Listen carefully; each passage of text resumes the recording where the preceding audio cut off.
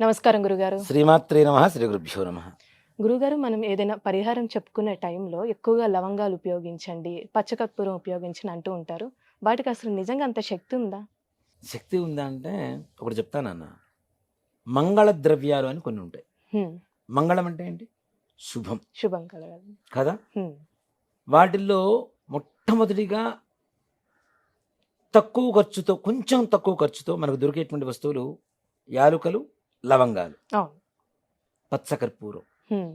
జాజికాయ, జాపత్రి, పసుపు కొమ్ములు, హ్మ్. వక్కలు, ఖర్జూర పండ్లు.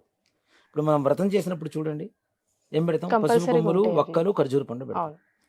శుభప్రదమైనటువంటి వస్తువులు వాడడం ద్వారా దేవతల ఆవాహనం అతి తేలికవుతుంది. హుహు. దేవతలు మంగళకరమైనటువంటి రూపాలు కాబట్టి వాటికి ఇష్టమైనటువంటి ద్రవ్యాలతో, అలానే మంగళం మనకు కలుగు చేసేటువంటి ద్రవ్యాలతో ఈ పూజలు చేయడం, హ్మ్. పరిహారాలు చేయటం, వీటి ద్వారా తప్పనిసరిగా వాటి శక్తి ఎక్కువ అవుతుంది. హ్మ్. ఇప్పుడు ఒక బొమ్మ ఉంది నాన్న, బొమ్మకి కీ ఉంది. కీ తిప్పకుండా ఉంటే మామూలుగానే ఉంటుంది. కీ తిప్పి ఆడుతుందా లేదా? అవును. ఆ కీని మంగళ ద్రవ్యాలు. ఓ మాట చెప్పాలంటే దేవతలకి మనకి మంగళ అనుసంధానం చేయడానికి కావాల్సినటువంటి కొన్ని మంగళ ద్రవ్యాలు, ఒక దారి అన్నట్టు ఇవి. దారి. అలానే మనం పూజలో కూడా ధూపం బాగా వేస్తూ ఉంటాం. అవును. కొంతమంది ధూపానికి అతి ప్రాముఖ్యత ఇచ్చేవాళ్ళు కూడా చాలా మంది ఉన్నారు. మంచి అగరబత్తీలు, అది కూడాను గోమయంతో తయారు చేసినటువంటి అగరబత్తీలు, నేచురల్ గా తయారు చేసి న్యాచురల్గా ఉపయోగిస్తారు. మనసు ప్రశాంతతనిస్తూ ఉంటుంది, ఆరోగ్యాన్ని ఇస్తూ ఉంటాయి. హ్మ్. అలానే మనం గుగ్గిలం లేదా సాంబ్రాణి హ్మ్. వేస్తూ ఉంటాం. అవి కూడా చిన్నప్పుడు చూడండి, పిల్లలకి స్నానం చేయగానే వెంటనే సాంబ్రాణి పొగ వేస్తారు. వేస్తారు. ఇప్పుడు అది మోటుగా అయిపోయింది. హ్మ్. మోటు కాదు, దానివల్ల వాళ్ళ మానసిక స్థితి, ఆరోగ్య స్థితి, దేహపరమైనటువంటి ఆరోగ్య స్థితి కూడా మెరుగుపడుతుంది తప్పనిసరి ఆ సాంబ్రాణి ధూపం వేయడం వల్ల. వేయటం ద్వారా. ఇప్పుడు సాంబ్రాణి వేస్తూ ఉంటారమ్మా, ఏం చేస్తారంటే తల దగ్గర ఇట్లా వేస్తూ ఉంటారు అవును. బాడీకి. పిల్లలకి చన్నీళ్ళ వేడి నీళ్ళు స్నానం చేస్తాం, వెంటనే శరీరం మొత్తం చల్లబడిపోతూ ఉంటుంది. హ్మ్. హ్మ్. చల్లబడ్డప్పుడు దానికి తగ్గ ఉష్ణాన్ని వెంటనే పెంచడానికి ఏమి సహాయపడుతుంది అంటే సాంబ్రాణి పొగ. సాంబ్రాణి. అవును. శిరస్సుకు వేస్తుంటారు హ్మ్. కదా.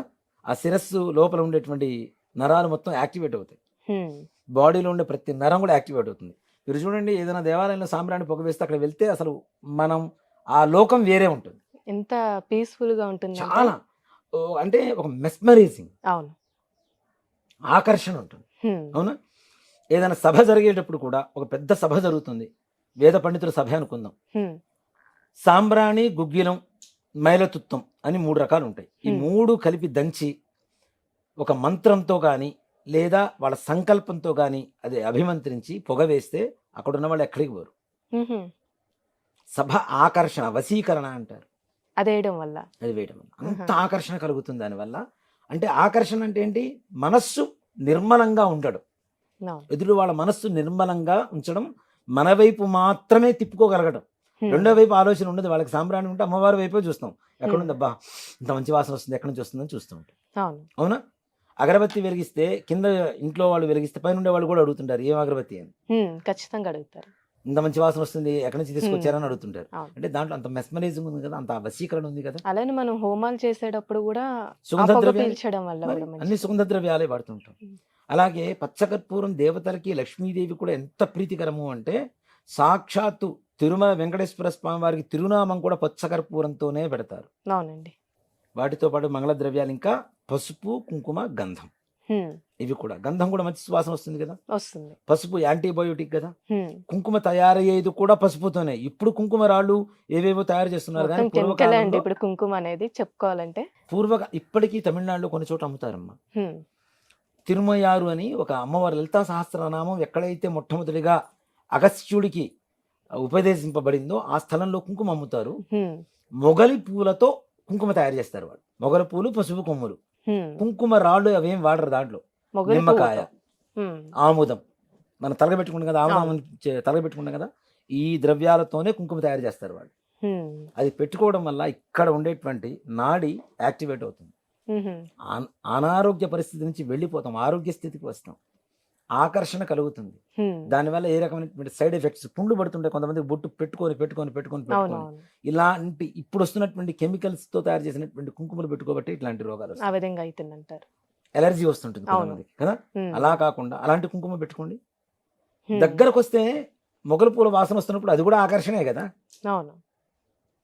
కదా. హ్మ్. కాబట్టి అలాంటివి మంగళ ద్రవ్యాలు మంగళం అందుకే మనం ఇవి కలుగజేసేటువంటి. ఉపయోగించడం అంతే జరుగుతుందంటారు. కదా. అవును. ఇప్పుడు భగవంతుడికి ఖర్జూర పండ్లు పెడుతున్నాం, పచ్చకర్పూరం పెడుతున్నాం, ఇలాచీ పెడుతున్నాం, జాజికాయ పెడుతున్నాం, జాపత్రి పెడుతున్నాం, పసుపు, కుంకుమ, గంధం అన్నీ కూడా మంగళ ద్రవ్యాలే.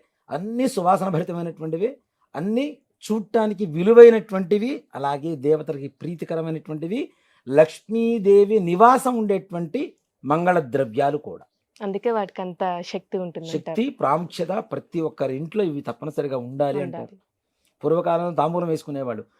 ఒక మాట చెప్పాలంటే ఏదైనా మనకు రుణ బాధలు కానీ, వివాహం కానిటువంటి వాళ్ళకి కానీ, లక్ష్మీ అమ్మవారికి కానీ, లలిత అమ్మవారికి కానీ, రాజరాజేశ్వరి అమ్మవారికి కానీ తాంబూలంలో జాజికాయ, జాపత్రి, లవంగం, ఇలాచి ఇవన్నీ వేసి, పచ్చకర్పూరం వేసి, మిక్సీ వేసి, హ్మ్. చక్కగా ఆ తమలపాకుల్లో కొద్దిగా సున్నం పూసి, హ్మ్. ఆ యొక్క ద్రవ్యాన్ని రోజు కొద్దిగా వేసి అమ్మవారికి తాంబూలం సమర్పించి మనం భోజనం చేసిన తర్వాత తాంబూలం స్వీకరించండి.